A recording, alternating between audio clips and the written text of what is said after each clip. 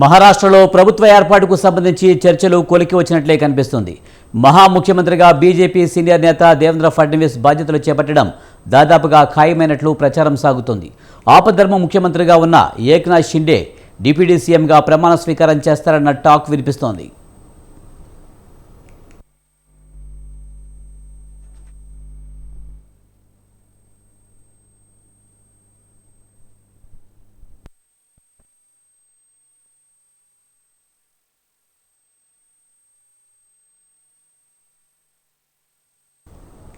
ఈ నెల 5న మహారాష్ట్ర కొత్త ముఖ్యమంత్రి ప్రమాణ స్వీకార కార్యక్రమం ఉంటుందని ఇప్పటికే మహారాష్ట్ర రాజకీయ వర్గాలు వెల్లడించాయి.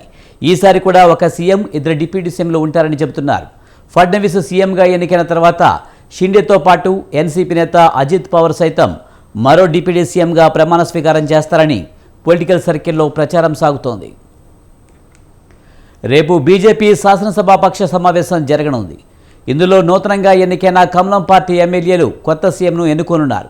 ఈ ప్రక్రియ అంతా సాఫీగా సాగేందుకు మిత్రపక్షాలతో మంత్రాలు జరిపేందుకు బీజేపీ తరపున పరిశీలకులు ముంబైలో పాగా వేశారు. కేంద్ర ఆర్థిక మంత్రి నిర్మలా సీతారామన్, గుజరాత్ మాజీ సీఎం విజయ్ రూపానీని కమలం అధిష్టానం నియమించింది.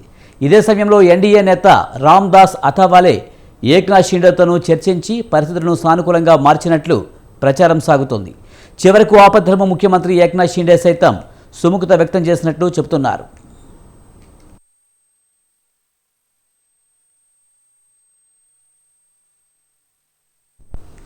మహారాష్ట్రలో మొదటిగా సీఎం, డిప్యూటీ సీఎంలే ప్రమాణం స్వీకారం చేస్తారా, లేదంటే మంత్రివర్గం కూడా కొలువు తీరుతుందా అన్నది ప్రస్తుతానికి సస్పెన్స్గా మారింది.